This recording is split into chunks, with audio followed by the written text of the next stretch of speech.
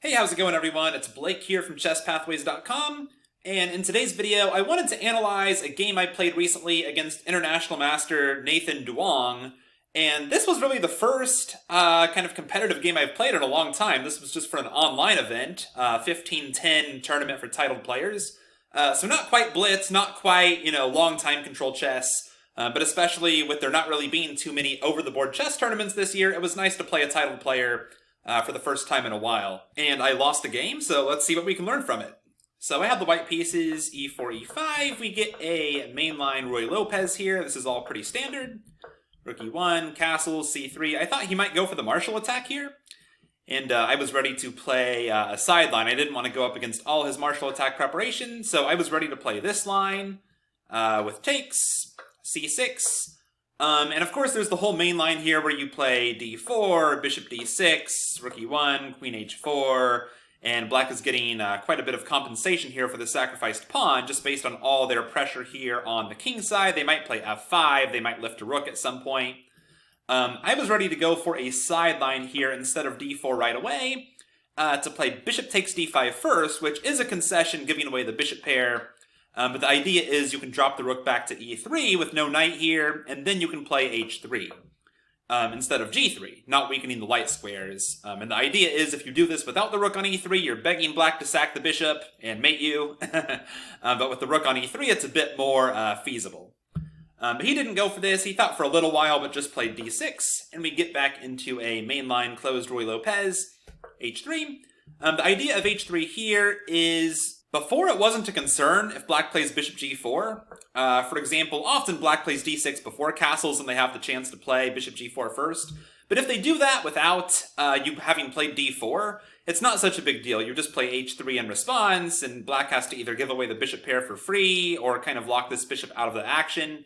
If they play bishop h5, you just don't play d4. You can just play d3, swing your knight around, go get a tempo on the bishop from g3 with the bishop on h5.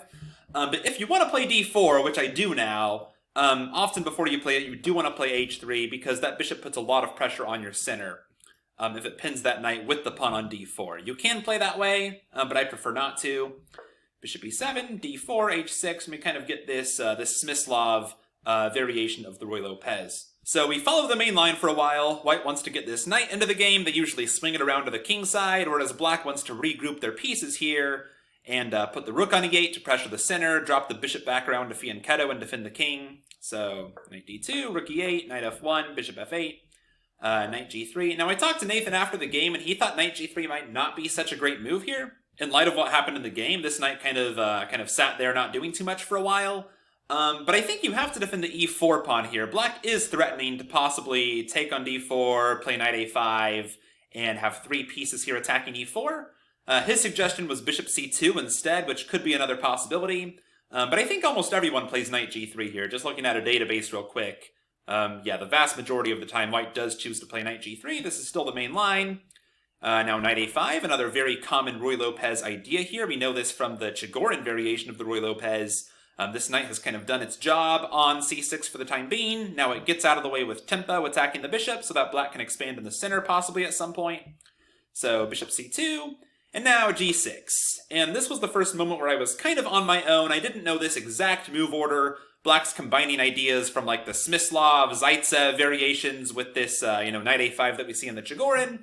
And now the early g6. Black intends to fianchetto the bishop. So I had to think on my own for the first time here. And I chose to play the move pawn to a4. Which often in the Ruy Lopez, when in doubt, play pawn to a4. It's just generally a good move. And it's kind of generally true in chess that when a knight pawn is sticking out, it often gets hit with a rook pawn. I want to soften up black a little bit here on the queen side, possibly threaten to take on b5 and create a weakness, open the file for my rook, and just generally start creating some pressure somewhere on the board. It's just generally nice to create some pawn tension that you can resolve whenever you want, but your opponent really can't. Black never really wants to take on a4, barring some extenuating circumstances, because then they're left with this isolated pawn on an open file that can be a target. They're activating my bishop again. Whereas I can play a takes b5 whenever I want. So it's kind of favorable pawn tension here for white. So black plays bishop g7. And again, I had kind of a long think here. I think I spent about 3 or 4 minutes here, which is a long time, of course, in a 15-10 game. So go ahead and pause your video here and think about how you would handle this position with white. All right, if you're back with me, So in the game, I chose to play pawn to d5, just locking up the center and kind of blunting both bishops. The idea is that often after black double fianchettos, black often does take on d4 at some point and just put a lot of pressure on your center from afar with the two bishops, the knight, the rook. I was a little worried about some of these ideas just from previous experience in the Ruy Lopez. Also, if you don't play d5, eventually black can try to play d5 themselves, and there's a lot to calculate if that ever happens. In the game, this didn't turn out too well based on what we're about to talk about. So after the game, I came back to this point and tried to find some possible other alternatives to play here for white. One that stuck out to me was b3, and this is best understood after you see what happens in the game. The thing is, when you play d5 in the Ruy Lopez and black can meet it with c6, they often kind of succeed in tearing down your center a little bit. Here in the game I had to take, and we're about to look at this, but black kind of breaks down the center right away, generates pressure on e4, and thinks about playing d5 once again. So the idea of b3 instead of d5 is to prepare d5, because then when you play d5, c6 can be met with pawn to c4. You kind of start building this pawn chain. Now here it's not necessarily that simple because this knight controls c4, so it wouldn't be too easy to play that right away. It would take a bit more preparation, but that's the idea. Just deprive the knight of the c4 square, and maybe try to prepare d5 under better circumstances at some point. My concern was if I play b3 here, black can play d5 right away, like I was talking about. But I actually looked after the game and found a game between 2400 rated players where this was proved to be good for white, just to show the entire game there. Knight takes e5, knight takes e4. Like I said, you always have to calculate these forcing lines when black gets the d5 break-in. Queen f3, and white already has a pretty good position here. This knight's actually hanging on e4. If it simply trades off, then this knight looks pretty good here on the e5 square. So in the game, black went for bishop takes e5, d takes e5, and now rook takes e5 is not really possible. The problem is that h6 hangs, white gets their pawn back, white has the pair of bishops, the dark squares are terribly weak. So in the game, black instead tried king g7 first, shoring up the h6 pawn, but now came a takes b5, a takes b5, knight takes e4, bishop takes e4. Black does get their pawn on b3 here, but white found a winning tactic. Takes, and this in-between move bishop d5, leaving the knight hanging and f7 hanging, and black resigned. So that's one possible way the game could have gone. I'm sure that black has improvements there, of course. That's by no means all forced. But maybe b3, trying to slowly prepare the d5 idea and not being too concerned if black wants to lash out with d5. But I think there's even a better answer here after bishop g7. Not d5, not b3, actually a move I didn't even really seriously consider, which is bad of me because you always want to consider all of your possible checks, captures, and threats, and this is a capture. But it turns out d takes e5 is actually very strong here for white. Neither of us knew this during the game, neither of us discussed this in our post-game analysis with each other. And this is often a move that white doesn't want to play in these Ruy Lopez positions unless there's some concrete benefit. But here there is. Here's the line. D takes e5. White can actually exchange queens here, and this actually greatly favors white. Black does not have a good recapture here. If you recapture with the a rook, now we see the benefit of the a4 move. White wins the b5 pawn because the knight's hanging behind it. And if black captures with the e rook, believe it or not, white can be greedy and grab the e5 pawn. This is something I wasn't even looking for because very often this just doesn't work. Not only was it just defended by the rook, but this bishop is eyeing it. And we know from like the king's Indian defense kind of setups that often knight takes e4 is the response when white's greedy and grabs that pawn when the bishop is fianchettoed. But here it doesn't work. White simply wins a pawn, and black has no good response. The point is, on knight takes e4, material's equal now, white wins their piece back, black does too, and at the very end there's knight c5, and both bishops are left hanging. Definitely didn't see that, would have been very hard to see in a 15-10 game, but it turns out d takes e5 wins material by force because of the a-file pressure and the hanging e5 pawn. So I missed a chance there. White's much better after d takes e5. But anyway, back to the game. I played d5 instead, locking up the center, and black responded with c6, forcing me to exchange, takes, and once again, black wants to put pressure on e4 or play d5 eventually. So I played a takes b5 and bishop d3. I also knew this was a very common idea in the Ruy Lopez. Once this b5 pawn is isolated after black's break and your a4 move to soften it up, you can kind of target this pawn as a weakness, possibly with queen e2, possibly with b4 to fix it in place. And notice, by the way, how much it helps for both of us to know all the themes of an opening going into a game. You still have to calculate. You can't play on autopilot, but just knowing that d5 often gets hit with c6, knowing that this pawn is often isolated after the c6 break, knowing that pawn to b3 can help prepare pawn to d5 later on when c6 can be met with c4. Having this level of deep opening preparation and understanding really makes your middle game calculations so much easier when you understand the key themes for every opening you play. So few players really do this right, and if you'd love me to help you get this level of opening preparation, please click that link down in the description and let's talk about how I can do that for you. But back to the game, black played here knight b7, rerouting the knight, very typical in the Ruy Lopez. I go ahead and exchange a set of rooks and play queen e2, going after this isolated b5 pawn. And black played queen a4. So here I had to do some thinking. I felt like black was more or less equal, maybe even a little better, just because I'm worried about d5 coming. And I thought I could definitely force this queen to a worse square, where it's not pressuring my e4 pawn or helping support the center quite as much. So I decided to play bishop c2 and come right back and force black to defend this pawn again. And I thought this queen's either going to have to go to a6, which is a more passive square, or black can take a repetition, and I'd probably just accept the draw at that point. I wouldn't mind drawing an international master in my first kind of competitive game in a while. So we shuffled a little bit, queen a4, forcing the bishop back, and then he went to a6. Good job inserting this move first by my opponent, just to force this bishop to the more passive square instead of d3. And here I played b4, which I thought was just standard, just depriving the knight of all the squares and fixing the target in place.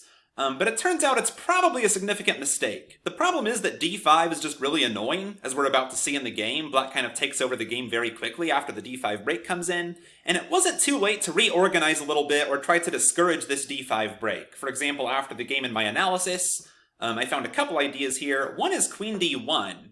Just letting the rook eye the e-pawn instead of the queen, trying to get off this rook's file, maybe increase your possibility of threatening the e5 pawn after d5 is played.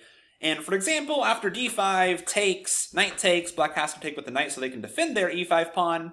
Now pawn to h4, just trying to kind of punish black for opening up this diagonal for your bishop. I'm thinking about playing h5 and softening up black a little bit on the king side. Another idea, instead of b4 or instead of queen d1, is h4 right away. This might not be as good of an idea because here black hasn't committed to d5 yet. But the idea is just to discourage d5, because now d5 can be met with takes, followed by h5, just immediately trying to open up the light squares for this bishop. A lot of people think this c2 bishop is kind of passively placed in a lot of Ruy Lopez lines, but it's kind of nice here to discourage moves like f5 and d5 and all these central breaks, because they would make this bishop very active all of a sudden. That's kind of its main role. So if I were to play h4 here, maybe black still plays d5, in which case this move kind of did its job. I can play h5 like I just talked about, softening up the light squares. Or maybe black kind of abandons that idea and maybe thinks to exploit this move. Maybe something like bishop d7, bishop g4, where it's hard to kick that bishop away now. That's possible too, but I think in any case it's better than what happened in the game. So in the game I did play b4, again kind of a standard looking move, trying to turn this pawn into a permanent weakness and restrict the knight. But now comes d5. And after d5, I think bishop b2 is another mistake. I knew the bishop was terrible on b2, but the idea was I wanted to play rook a1, contest the open a file, possibly think about playing rook a5 at some point if the knight moves away to increase the pressure here to b5. Because other than adding the rook into the attack, I don't really have a great way to increase that pressure, and my whole plan has been based around this isolated b-pawn for a while now. But I think this is kind of tunnel vision, and it kind of brings to mind this chess saying, don't let a good plan make you play bad moves. Right? Sometimes you have to view your moves kind of in isolation from your plan, which is kind of a strange concept and something that I still struggle with. This is, a very advanced thing. It's kind of like this idea of, okay, forget about your plan for a second, Blake. Just look at the move. Look at bishop b2, look at your pawn on c3. You can't play that move. Just don't. But anyway, continuing with the game. So, knight d6. I do get the a file that I wanted. Queen b6. Knight d2, just trying to regroup a little bit. Black's, of course, bringing a lot of pressure here against the center, and I'm pretty passive at this point. Now black found h5, which is kind of a nice move. The threat is to kick the knight away, of course, and really increase the pressure to e4. If I release the tension now it's really not good. Not with the bishop on b2, because now probably knight takes and knight f4. Black's getting tons of pressure. So I decided I have to play h4 and maintain this knight to maintain all the tension. But now black found f2 was the new weakness to go after. So knight g4 right away, going into this new kind of pseudo outpost I created. and menacing the f2 square. So I have to be careful here. Black already has some ideas just to take everything on e4, deflect me away, and take on f2 if I'm not careful. So I finally now release the tension, now that they can't take with the knight, and just hop to the f4 square. So bishop takes. I wanted this e4 square for the knight to come back into the game. Black played knight c4, kind of forcing me to take. And now after bishop takes c4, I made a very significant mistake and played queen f3. This is another moment where I calculated for quite a bit, at least what little I could with what time was left on my clock. I think I was down to about 3 or 4 minutes on my clock here.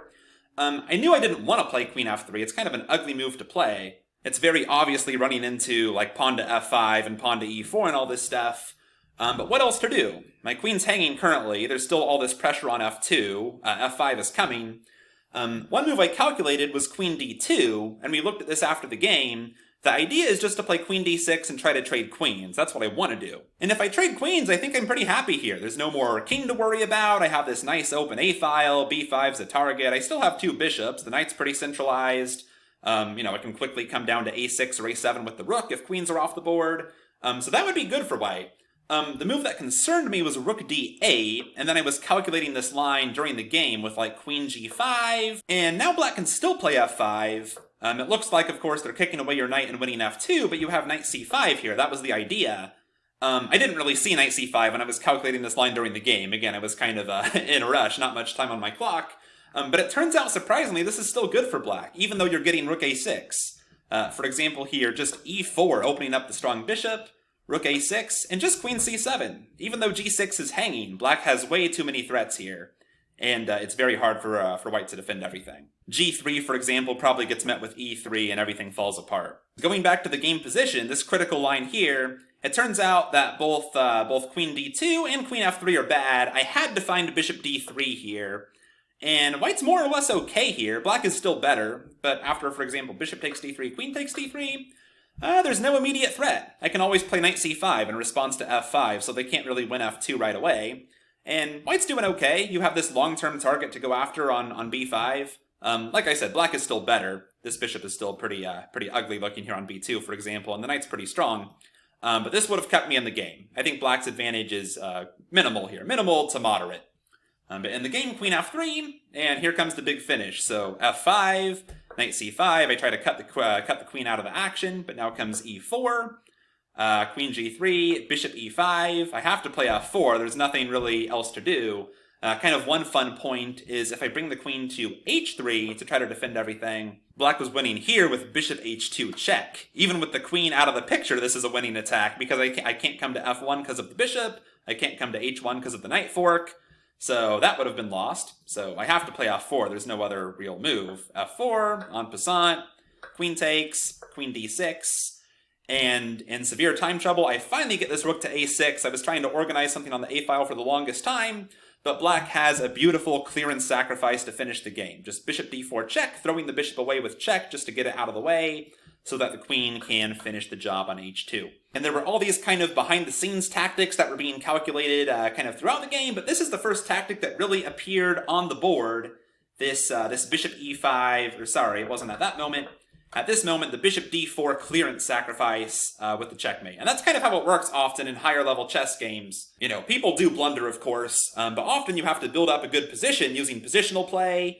You still have to calculate every turn, of course, but then when that tactic finally appears on the board, it's usually because you built up a very good position, and they say the tactics flow naturally from overwhelming positions. Thanks for watching, everyone. Hope you enjoyed the game. And again, if you want to work together to help you build, design, and iterate upon a master-level opening repertoire, please click that link down in the description and let's talk. Otherwise, please don't forget to sign up on chesspathways.com. That's totally free. Put in your email address there, and I will send you a free move-by-move guide to chess thinking. It took me way too long to become a chess master, and I want to help you do it in a fraction of the time. Thanks, and I will see you there.